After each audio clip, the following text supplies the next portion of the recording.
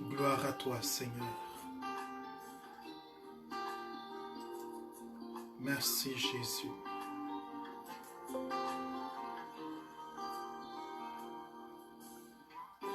Merci pour ce temps où tu fais souffler ton esprit dans les nations, dans les cœurs, dans les vies et dans les foyers.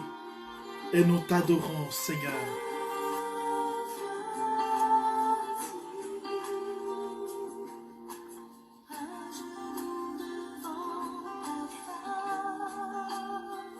À genoux devant ta face.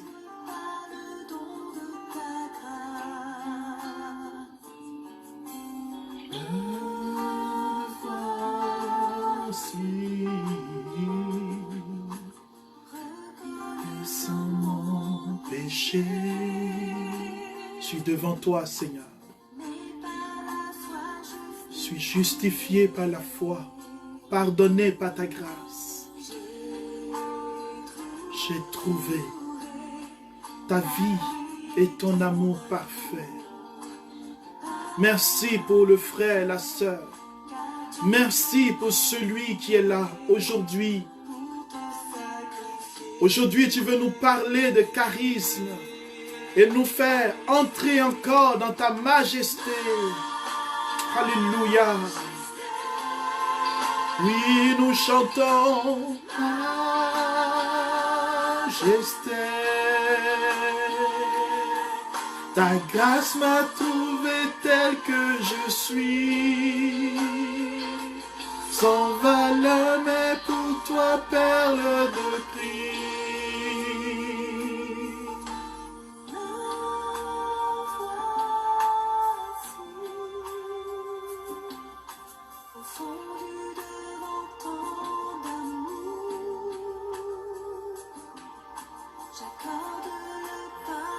J'accorde le pardon en retour pour tous ceux qui m'ont fait de la peine.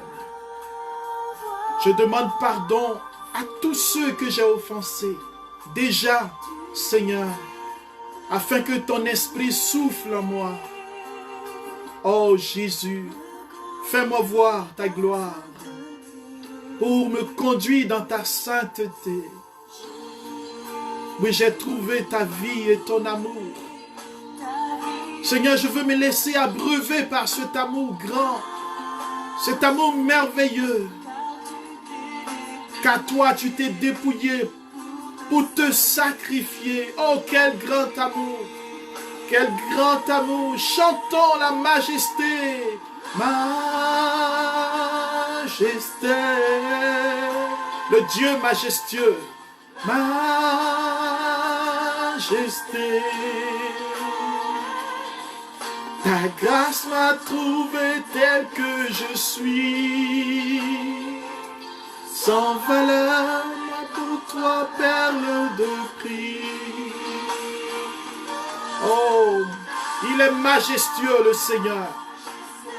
Il est majestueux le roi des rois. Le Dieu au-dessus de toutes choses. Pour toi, tu es une perle de prix. Peu importe ce que les gens disent, peu importe ce que les gens pensent. Tu es une perle de prix, parce qu'il t'a racheté au moyen de son sang. Et c'est par sa grâce que nous nous tenons dans sa présence en cet instant, afin que sa parole vienne féconder notre existence, afin qu'il vienne renouveler toutes choses par la puissance de son esprit. Oh oui, Seigneur Esprit Saint, fais-nous voir la gloire du Père et embrase nos cœurs. Oh majesté, majesté. Sabiro malakaya baushenta baroba la bache. Oh majesté. Ta grâce m'a trouvé tel que je suis. Oh, tel que je suis. Sans valeur. Mais toi, tu fais de moi plus qu'une perle de prix. Merci mon Dieu, merci Jésus, merci, oh Dieu, merci pour ta majesté, Ta grâce m'a trouvé. Oh, par ton amour, je suis transformé. Et je suis à genoux devant ta majesté.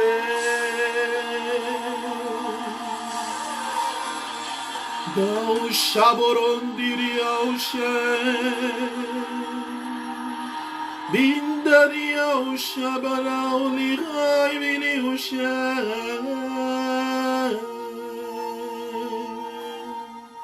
Dimbiriana Shabon Daibiri Undagaisha Dimbiria Ulamula Shabora Gaibali Kumbara Shaibilara I belong beyond Darius, Abirun Daraush. Hallelujah.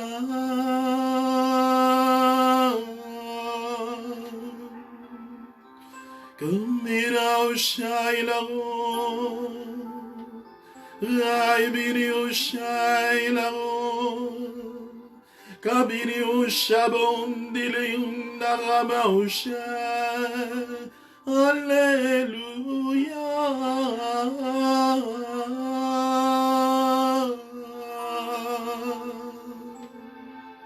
Oh, nous t'adorons, Esprit de feu. Nous t'adorons, Seigneur, Esprit de Pentecôte. Esprit qui révèle les mystères du royaume.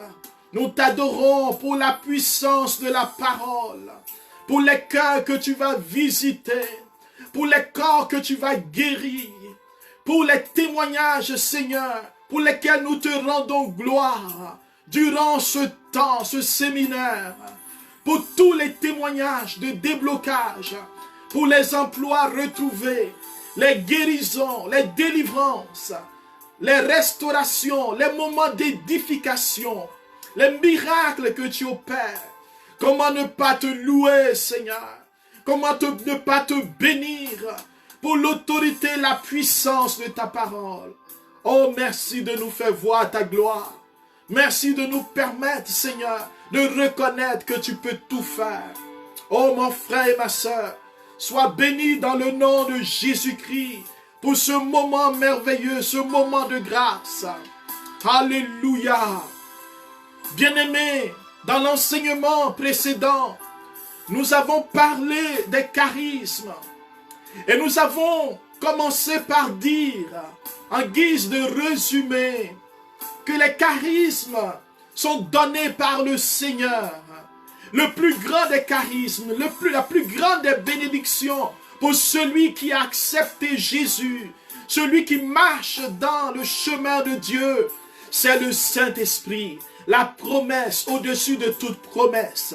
Dieu lui-même, source de bénédiction et de vie. Frères et sœurs, il vient à nous. Et il vient parce que Dieu le veut, le Père.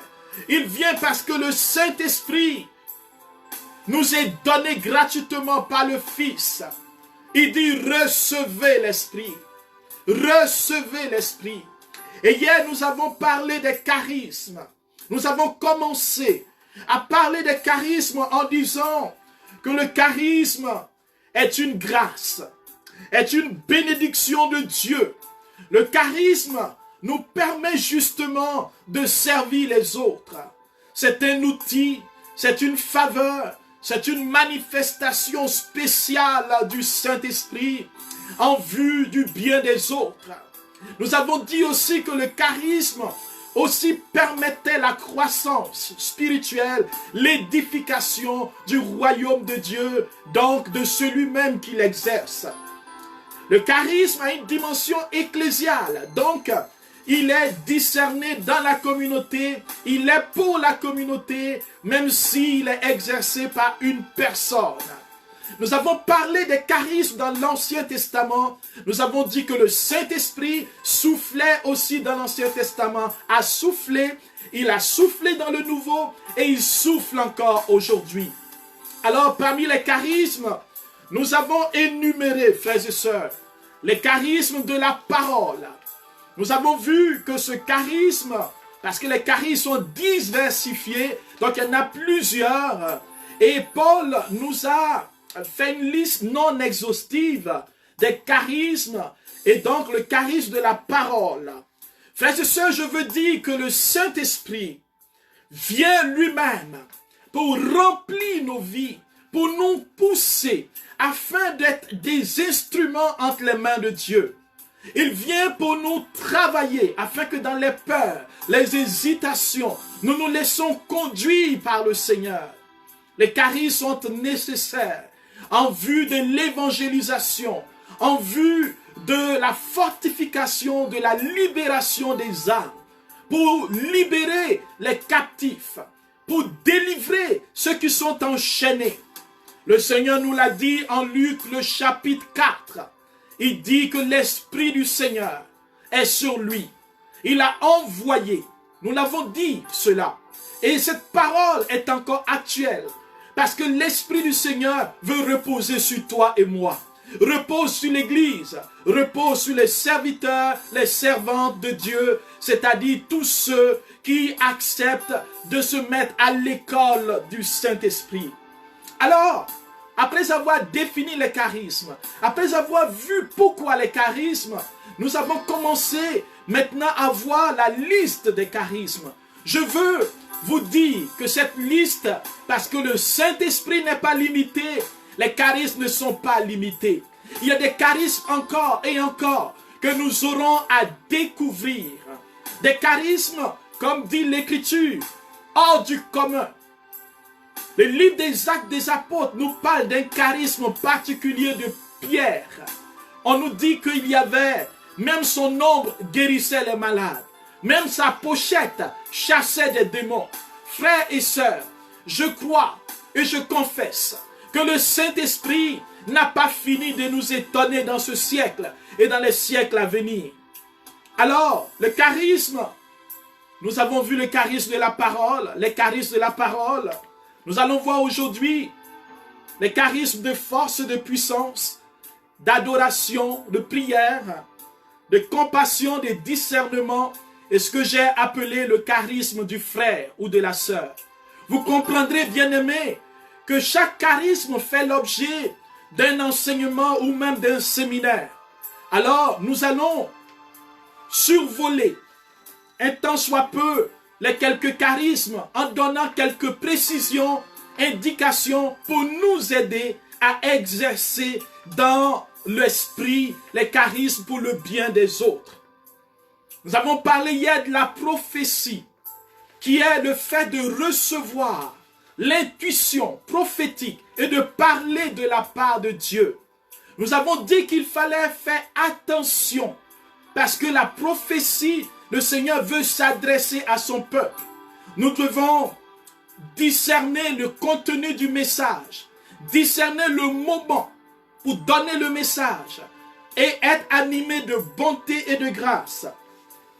Nous avons parlé aussi du charisme des images, qu'on peut dire de vision. Donc les images qu'on peut recevoir intérieures, sous forme de flash, sous forme d'écran, au cours d'une prière, que nous devons donner à l'assemblée comme message. Et ce charisme, cette image est interprétée, doit être interprétée. Et celui qui reçoit l'image peut ne pas avoir la grâce de l'interprétation de cette image. Raison pour laquelle les charismes nous appellent à l'humilité et à travailler en collaboration, en communion avec les autres. On a parlé des songes, on a parlé des textes bibliques, dans l'écriture, de l'exhortation. Vous pourrez voir tout cela dans l'enseignement précédent. Aujourd'hui, avec les charismes de la parole, je veux parler du parler en langue. Ce charisme qui se manifeste dans la prière. Un charisme qui est l'un des premiers qui se manifeste le jour de la Pentecôte. La Bible dit que les langues de feu se sont posées sur les apôtres et ils ont commencé à prophétiser, à parler en des langues nouvelles. Frères et sœurs, Saint Paul nous dit en 1 Corinthiens, chapitre 14, versets 2 à 4. 1 Corinthiens 14, 2 à 4, puisque j'espère que vous avez vos Bibles, il dit ceci. Celui qui parle en langue, c'est-à-dire que le parler en langue n'est pas étranger à l'expérience chrétienne. Paul dit celui qui parle en langue ne parle pas aux hommes, mais à Dieu. Il dit en esprit les choses mystérieuses. Celui qui parle en langue s'édifie lui-même. Voici un charisme qui a pour mission autant de répandre la paix, de provoquer une atmosphère de prière, d'apaisement, mais aussi d'édifier celui qui parle en langue. C'est pour cela que le parler en langue est utilisé dans des moments d'intercession personnelle, dans des moments d'intercession communautaire, et avec le parler en langue, il y a aussi le chant en langue. Il y a la prophétie en langue. Donc tous ces charismes sont utiles. Et je vous ai déjà donné mon témoignage. Et je pense que plusieurs des personnes qui ont expérimenté ce charisme, puisqu'il est mystérieux, on ne sait pas ce qu'on dit.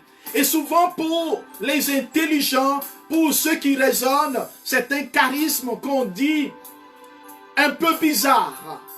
Et on dit dans le jargon charismatique que c'est le plus petit des charismes. Pas parce qu'il est insignifiant, mais parce qu'il ouvre à la grâce. Il nous met en contact avec le surnaturel, avec le Saint-Esprit, avec la grâce de Dieu. Il nous permet de lâcher prise. Quand arrivent des moments où nous cherchons ce que nous devons dire dans la prière, où nous sommes perturbés, où nous ne savons pas ce que nous allons dire, parce que troublés, parce que dans plusieurs difficultés, problèmes, souffrances, nous invoquons l'Esprit et nous ouvrons la bouche. Frères et sœurs, le parler en langue est un exercice d'humilité. Car quand j'ouvre la bouche, je ne sais pas ce que je vais dire. Je ne sais pas ce qui va sortir. Et je fais confiance à l'Esprit. C'était une raison pour laquelle j'ai résisté des années à ce charisme. Parce que moi, je voulais avoir le charisme de guérison, de délivrance. Je sais un peu ce qui se passe. Mais le charisme de parler en langue, je me sens un peu ridicule. Mais en effet, en tant qu'enfant, nous parlons un langage nouveau, un langage d'amour, un langage mystérieux. Et nous devenons ces enfants entre les mains du Saint-Esprit pour que lui, il nous apprenne à parler le langage de Dieu.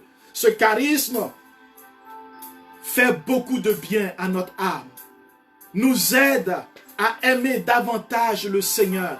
Je nous encourage, pour nous qui résistons encore, qui n'avons pas demandé, ou qui pensons que ce charisme va descendre, et puis ça va être quelque chose, une irruption en nous, et on va commencer à parler. Pour nous qui voulons comprendre, maîtriser ce que nous allons dire, le Seigneur nous invite à l'abandon. Quand moi j'ai reçu la prière par les frères, ils m'ont dit, le Seigneur me bénit, me donne la grâce de parler en langue. Frères et sœurs, je n'ai reçu aucune manifestation. Je disais à moi-même, ces frères-là sont des comédiens. Vous savez, quand une prophétie ne s'accomplit pas immédiatement, celui qui la reçoit peut avoir tendance à juger ceux qui ont donné la prophétie. Quand je suis rentré chez moi, pendant que j'étais sous la douche, j'entends des paroles mystérieuses à mes oreilles. J'entends des paroles. Et je dis, mais quelles sont ces paroles? C'est comme si quelqu'un priait, quelqu'un parlait. Et quand je me suis renseigné, je dis, mais qu'est-ce que c'est? On m'a dit, mais ce que tu entends, dis-le, prie avec, répète. Et frères et sœurs, depuis près de 30 ans, je répète cela. Je redis cela. Je laisse le Seigneur saisir ma bouche. Et plusieurs personnes, prêtres, pasteurs, chrétiens, laïcs, mariés, vivent ces expériences. Mais attention, cela ne veut pas dire que celui qui ne parle pas en langue, il n'est pas spirituel. Comme c'est un don, nous le recevons de Dieu. Ce que nous avons à faire, c'est de le désirer. Alléluia.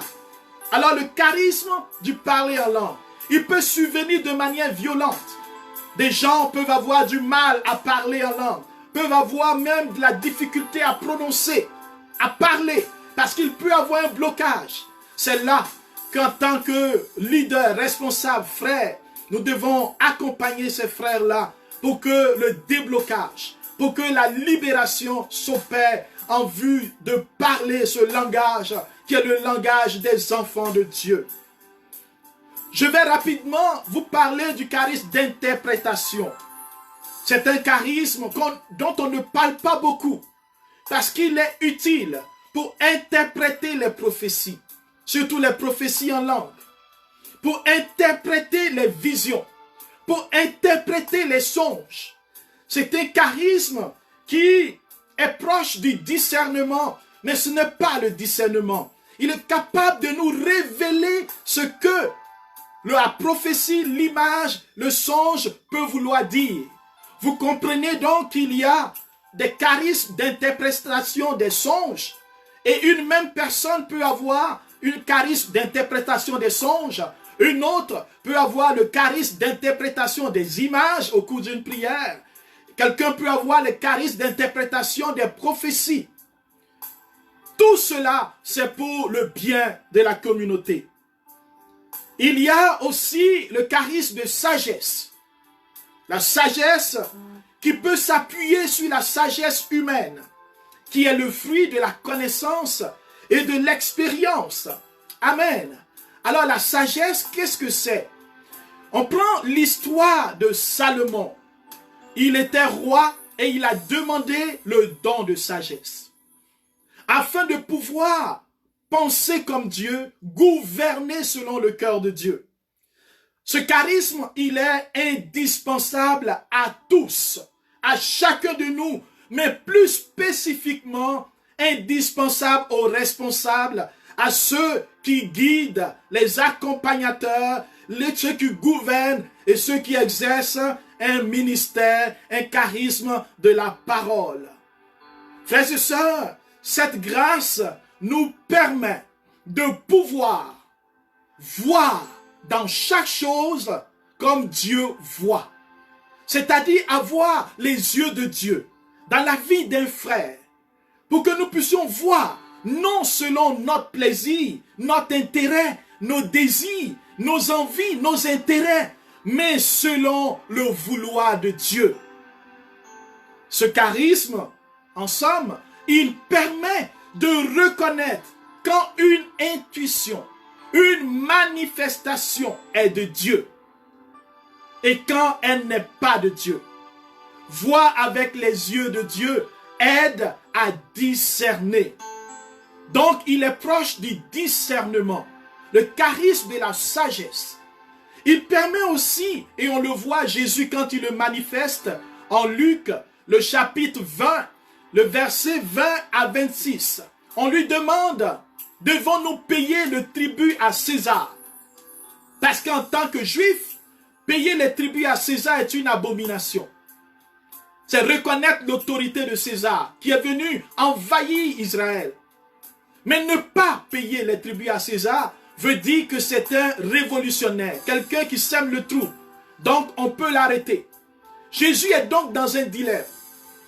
Et Jésus va dire, tout le monde connaît cette parole de sagesse, il dit, donnez à César ce qui est à César, et à Dieu ce qui est à Dieu. Frères et sœurs, la parole de sagesse peut nous aider à nous sortir de certaines situations ou même aider d'autres personnes à saisir le chemin de Dieu, à saisir sa volonté. Ce charisme de sagesse peut donc s'exercer dans un groupe comme au niveau personnel. Après cette liste de charismes de la parole, permettez-moi de parler rapidement des charismes de force et de puissance. Ces charismes manifestent la gloire de Dieu. Ce sont des charismes qui suscitent la foi, qui nous permettent de voir l'agir de Dieu, la bonté de Dieu, l'amour de Dieu pour nous. Dieu nous aime et Dieu se manifeste par un frère, à travers un frère, pour nous apporter le salut et la paix. Alors, frères et sœurs, c'est avec compassion que nous devons exercer ce charisme. Alors, dans les charismes de puissance, le premier que je veux nommer, c'est le charisme de foi. Le charisme de foi. Paul parle de ce charisme. Et ce charisme, dans la Bible, Jésus va le manifester à plusieurs reprises. Il se réveille alors qu'il y a la tempête et Jésus dit « silence à la tempête ». Il n'y a pas de guérison, il n'y a pas de délivrance, c'est la foi qui se manifeste. Et parce qu'il marche avec autorité, les apôtres vont dire « qui est-il » Il commande même à la tempête et au vent et ils lui obéissent. Charisme de foi. Ce charisme se manifeste aussi dans la vie des apôtres, Pierre et Jean. Dans le livre des Actes des apôtres, ils se rendent au temple. On l'a lu. Alors, ils voient quelqu'un qui est paralysé. Et ils vont dire à cette personne, regarde-nous. Nous n'avons ni or ni argent. Mais ce que nous avons, alléluia, nous te le donnons. Au nom de Jésus, lève-toi et marche. Et il se lève. Frères et sœurs, charisme de foi. Cela ne veut pas dire que nous devons proclamer les guérisons à tort et à travers, mais être inspirés pour exercer ce charisme dans le discernement et dans l'intuition prophétique que nous recevons. Il nous permet de voir la puissance de Dieu. Il nous permet de voir que notre Dieu est merveilleux, qu'il est bon, qu'il est agissant, que Dieu n'est pas muet, Dieu n'est pas limité. Le charisme de foi nous permet de déplacer des montagnes de nos vies. Ce que la médecine peut dire impossible, ce que l'homme peut dire impossible, le charisme de foi nous permet de rendre possible ce qui est impossible. Alléluia. Et l'ange dit à Marie, rien n'est impossible à celui qui croit. C'est-à-dire celui qui est habité par ce charisme de foi. Celui qui a cette foi audacieuse. Cette foi qui déplace les montagnes. Deuxième charisme, c'est le charisme de délivrance et de libération. Un charisme que Jésus a manifesté durant tout son ministère. Et on voyait la délivrance, la libération aller de pair avec la guérison. Il délivrait et il guérissait les malades. Frères et sœurs, c'est un charisme qui est important.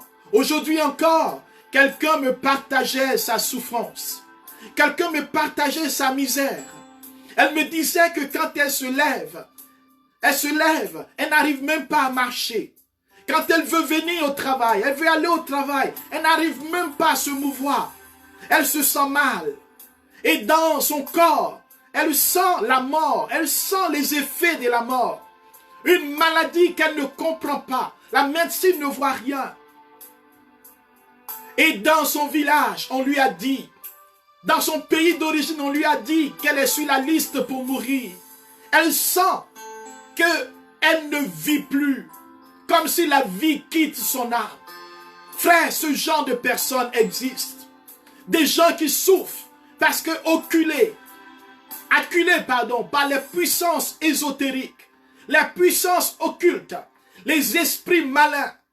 Et Jésus donne ce charisme, il donne cette puissance, comme il le dit dans l'évangile de Luc, quand il a envoyé ses apôtres. Il dit, je vous ai donné le pouvoir de marcher sur les serpents et les scorpions, et sur toute la puissance du diable. Frères et sœurs, c'est l'un des charismes que Jésus donne déjà aux apôtres, qui vont exercer en parallèle avec la prédication. L'avènement du royaume de Dieu, c'est l'avènement de la puissance de Dieu qui détruit toute puissance, qui détruit tout royaume. Le royaume de Dieu est au milieu de nous. Voici un charisme de puissance que nous devons demander pour nous-mêmes, pour nos proches, dans nos familles, pour le peuple de Dieu. Dieu cherche des personnes qui vont désirer ce charisme, qui vont grandir dans ce charisme, car il est exigeant, le charisme de délivrance et de libération. Cela demande que nous puissions nous laisser conduire par le Seigneur, que nous quittions les réalités de la terre, que nous quittions le péché, que nous ayons une conscience droite et que nous apprenions à revenir au Seigneur quand nous tombons. Parce que dans ce combat contre les puissances des ténèbres, le Seigneur est avec nous. Il nous donne la victoire. Mais il nous demande de demeurer en lui. Frères et sœurs, ce charisme de délivrance est l'un des premiers charismes que moi j'ai demandé au Seigneur. Mais il est passionnant de voir la puissance de Dieu se manifester au-delà de notre être. Il agit même dans notre fragilité. Je vous donne ce témoignage pour vous dire que Dieu soutient. N'ayons pas peur de demander cette grâce. Ne regardons pas les difficultés. Demandons. Parce que quand tu es animé de compassion pour les autres, mon frère et ma soeur, tu ne peux pas croiser les bras et regarder ceux qui souffrent. Par ta prière, Dieu peut délivrer même à distance. Ton intercession est puissante parce que le Saint-Esprit te donne cette grâce afin de libérer les âmes. Frères et sœurs, un jour, il y a plusieurs années, alors que j'accueillais plusieurs personnes dans l'écoute spirituelle, ce jour-là, je disais au Saint-Esprit, Seigneur, j'ai moi-même besoin aujourd'hui d'aller prier. Je ne veux pas accueillir, prier pour la libération. Je me sens vide, je me sens fragile, faible, pécheur. Et ce jour-là, frères et sœurs, quand je suis venu, il y avait beaucoup de monde qui m'attendait. Et donc, je salue la première personne en lui disant, comment vas-tu ma sœur? Frères et sœurs, je vous dis la vérité, le Saint-Esprit a commencé à se manifester dans ma pauvreté. J'ai compris ce que Paul a dit, quand je suis faible, c'est alors que je suis fort. Le Seigneur agit, le Seigneur se glorifie. Et cette personne qui était assise a commencé à gesticuler, l'esprit mauvais a commencé à se manifester. Et nous avons prié pour elle. C'était l'une des plus belles prières de libération que j'ai connues. Alors que je voulais, en me regardant, dire Seigneur, je ne suis pas capable. Ayons confiance en Dieu. Alors il y a aussi le charisme de guérison, de miracle. Je veux simplement dire, parce que on ne peut pas approfondir ces thèmes. Je veux donner un aperçu pour que chacun d'entre nous, nous ayons ce désir. Jésus a opéré des guérisons et des miracles. Miracle et guérison sont deux choses différentes. Le miracle est un signe surnaturel, comme la guérison, mais qui dépasse toute conception naturelle et il n'y a aucune explication scientifique. Il est impossible de démontrer, de donner une justification scientifique. Prenons l'exemple des miracles à Lourdes pour les catholiques. Les miracles à Lourdes, des personnes qui ont été guéries miraculeusement et l'Église demande que ces personnes puissent rencontrer des scientifiques et avec un écrit des scientifiques, on voit bien que cette maladie était incurable, impossible au niveau de l'avancement de la science d'apporter une explication. Vous allez à Lourdes, à la chapelle des miracles, vous allez voir plusieurs témoignages depuis plusieurs années des gens qui ont été guéris par le Seigneur. Les miracles, il y a aussi le corps de certains saints. Je prends Catherine Labouré. Si vous allez à la rue du Bac, en France, à Paris, son corps est intact. Ça, c'est un miracle du Seigneur qui veut bien garder le corps de quelqu'un intact depuis les années 1800, je ne sais plus lequel, qu'elle est décédée, jusqu'à aujourd'hui, son corps est intact. Catholique, protestant, agnostique, peu importe la religion, on peut le voir. Et cela fait partie des miracles actuels. Il y a aussi le miracle du Saint-Suaire de Turin, qu'aucun scientifique ne peut expliquer. Et quand vous savez, quand on ne peut pas l'expliquer, on feint de ne pas le voir. À Turin, il est encore là et on peut aller le voir. Mais les guérisons, frères et sœurs, c'est ce qui peut être expliqué. Mais c'est une grâce aussi puissante parce que c'est le lieu où Dieu nous libère du mal, nous libère des maladies et nous en avons besoin. Quand on est malade, frères et sœurs, ce qu'on recherche, c'est la guérison. Quand on souffre, on veut être guéri. Et Dieu veut que dans son Église, parmi ces enfants grandissent le ministère de guérison. Et il y a plusieurs frères qui exercent ce ministère. Il y a plusieurs grâces qui descendent dans les groupes de prière, dans les moments d'évangélisation, dans les séminaires, dans les congrès, où le Seigneur guérit des personnes. Cela prend l'audace, cela prend le charisme de foi, cela prend la compassion et l'amour pour les âmes. Jésus a manifesté cela alors qu'il a ressuscité Lazare, qui était un miracle. Il a guéri la belle-mère de Pierre. Vous voyez? Donc, guérison et miracle manifestent la puissance de Dieu, mais ne sont pas pareils. Il y a des grâces, des charismes liés à la prière, qu'on appelle les charismes de prière et d'adoration.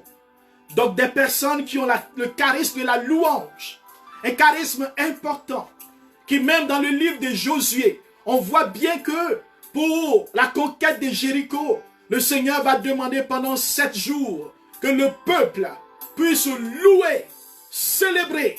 Et le 7e jour, s'il y avait des cris de joie, des cris d'ovation, que Jéricho va tomber.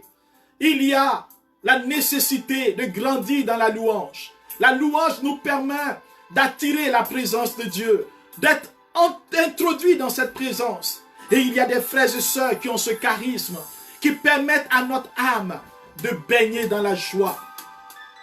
Si tu aimes chanter naturellement, si tu aimes chanter, oh, tu peux demander. Parce que ce charisme permet à l'Esprit Saint de toucher les cœurs.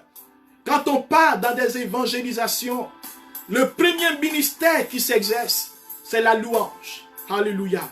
Parce que c'est ce ministère-là qui attire la présence de Dieu, qui ouvre les cœurs, qui vient nous permettre de nous disposer. La louange chantée, la louange prière. Et il y a des frères qui sont bénis. Demandons cette grâce dans nos groupes de prière. Demandons que notre louange soit céleste, angélique, pour que nous nous unissions à la louange des anges. C'est le seul charisme que nous allons exercer encore au ciel.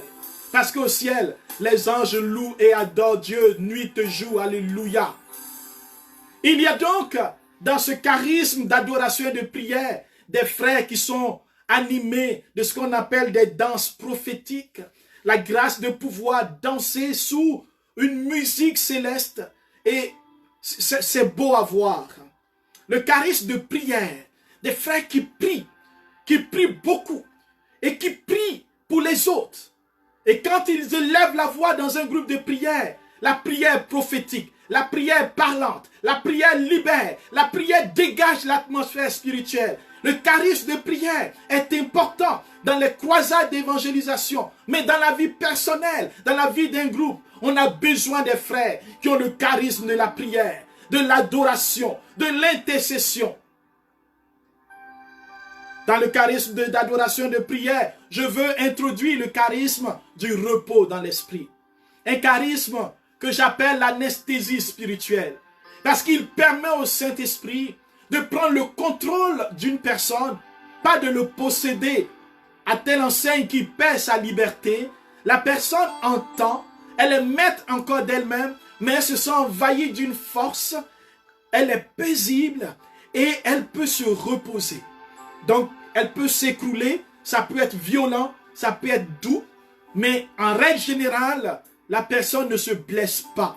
Ce charisme permet au Saint-Esprit d'aller toucher les endroits de notre cœur.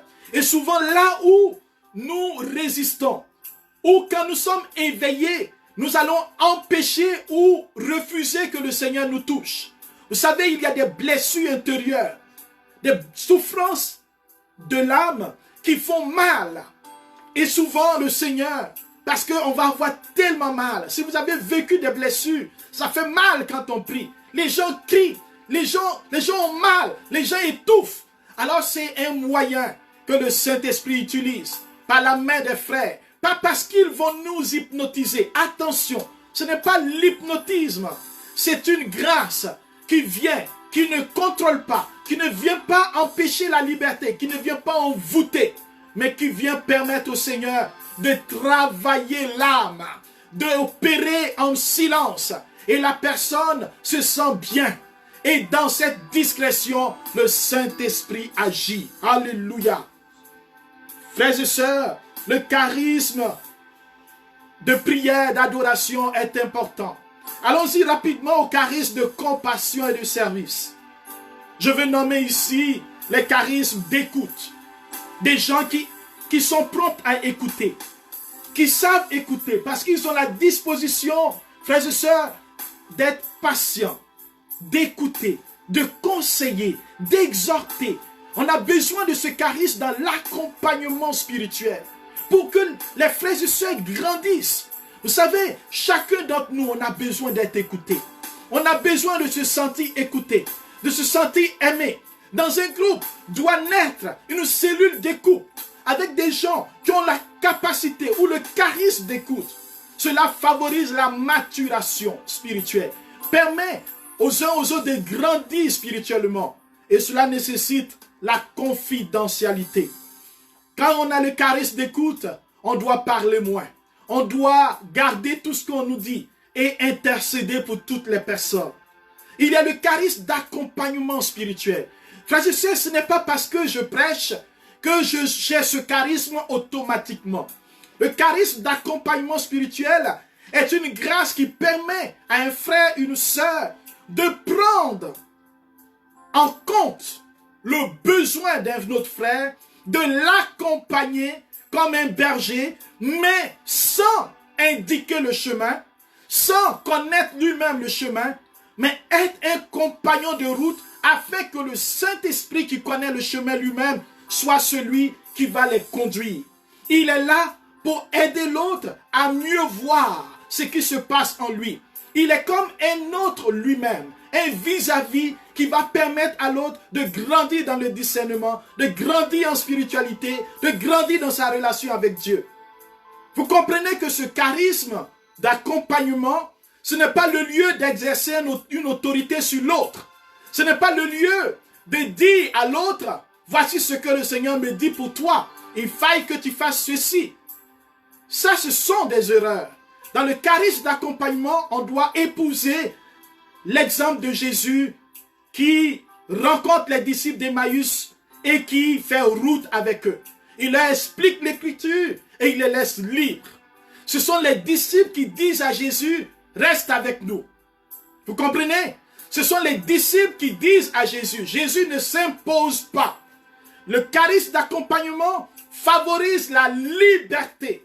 Ce qui fait que ce soit dans un groupe, que ce soit dans une communauté, dans une vie personnelle, celui qui accompagne ne doit aucunement manipuler l'autre, ne doit aucunement faire passer sa vision dans la vie de l'autre, ne doit aucunement lui-même donner des orientations à l'autre.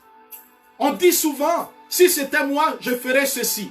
Ou bien, ce que tu me dis, moi, voici ce que le Seigneur met dans mon cœur pour toi. Ce sont des lieux d'influence. J'aurais voulu développer beaucoup ce charisme parce que nous, moi le premier, faisons beaucoup d'erreurs dans le cheminement et dans l'accompagnement. Demandons au Saint-Esprit de nous aider. Dans ce charisme de compassion, ce groupe, nous avons le charisme d'accueil. Frères et sœurs, il y a des gens qui savent vous accueillir. Vous arrivez et vous vous sentez chez vous. Il vous donne un sourire qui vous désarme. Un sourire qui vous dit bienvenue. Un sourire qui vous dit que Dieu vous aime. Et vous êtes heureux. Voici le charisme d'accueil. Le charisme de service, de disponibilité. Moi, j'ai rencontré un frère, mais il est disponible. Vous lui demandez un service, il est disponible. Mais c'est un charisme. C'est une disposition intérieure, mais une grâce donnée pour le bien des autres. C'est une grâce, mon frère. Et ce n'est pas de charisme à négliger. Nous en avons besoin dans le corps du Christ. Frères et sœurs, il me reste encore le charisme de discernement. Il est gros ce charisme. Je ne sais pas si j'aurai l'occasion d'y revenir, mais je veux simplement dire que discerner, c'est être capable de saisir ce qui vient de Dieu et ce qui ne vient pas de Dieu. Car toute prophétie peut être vraie ou fausse. Toute prophétie, la véracité d'une prophétie, ce n'est pas parce que ce que dit le prophète arrive. Non. c'est parce que cette prophétie prend sa source en Dieu. Le discernement nous permet de comprendre ce qui se passe, est-ce que ça vient de Dieu? Car le démon peut réaliser des miracles. Le démon peut réaliser des prophéties. Il y a des prophètes dans d'autres religions. Il y a des prophètes même chez les sorciers. Frères et sœurs, nous devons comprendre que sans le discernement, nous sommes comme un bateau sans gouvernail. Nous pouvons aller vite à notre dérive. Sans le discernement, nous pouvons être animés d'orgueil et penser que tout ce que nous disons vient du Saint-Esprit parce que nous avons reçu l'onction ou l'effusion. Le discernement est le charisme qui doit être présent dans tous les autres charismes. Alléluia. Discerner s'appuie sur 3 choses rapidement. La parole de Dieu. La parole de Dieu. L'enseignement de l'Église. C'est-à-dire ce que l'Église depuis plus de 2000 ans dit. Jésus est Seigneur. L'Église nous dit que nous devons aimer nos prochains. Alors, quand je prie, cela m'est arrivé, je vous partage cela rapidement. Frères et sœurs, quand je prie pour la délivrance, je peux être animé de colère parce que le démon ou l'esprit mauvais refuse de partir. Si je dis, je retourne cette maladie sur le sorcier. Frères et sœurs, je suis tout rempli de fougue. Mais dans le discernement, dans la volonté de Dieu, dans la tradition de l'Église, la parole de Dieu me dit que même si j'exerce un ministère, même si j'ai l'autorité, la charité doit prévaloir. Donc, je prie pour quelqu'un, même s'il est infecté par une entité spirituelle, un sorcier, un agent des ténèbres, un esprit humain satanique. Cet esprit humain satanique, Dieu veut le sauver aussi. Dieu l'aime aussi. Je n'ai pas à détruire. Et Jésus va dire aux apôtres, un jour quand ils vont être rejetés, ils arrivent et dans la localité on leur dit non, on ne veut pas de vous. Ils disent à Jésus, est-ce qu'on doit invoquer le feu sur eux? C'est ce que nous faisons souvent. On invoque le feu sur des personnes afin qu'ils brûlent en enfer, qu'ils meurent, on les décapite. Mais non, dans le discernement, on doit comprendre que la parole de Dieu nous dit que nous devons aimer. Nous combattons les œuvres des ténèbres, mais nous ne combattons pas les humains. Nous n'avons pas à lutter contre la chair et le sang, mais contre les puissances des ténèbres. Vous comprenez que le discernement nous ajuste dans notre pratique. Et je veux finir avec le charisme du frère. Car pour moi, c'est le charisme suprême. Le charisme me permet de comprendre que sans l'amour, je ne peux rien. 1 Corinthiens chapitre 13.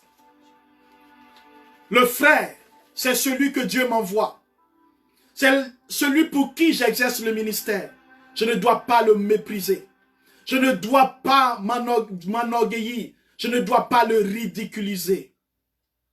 J'aurais beau parler toutes les langues, dit Paul, 1 Corinthiens 13. La langue des hommes et des anges. Si je n'ai pas l'amour, s'il me manque l'amour, je ne suis qu'un cuivre qui résonne, une cymbale retentissante.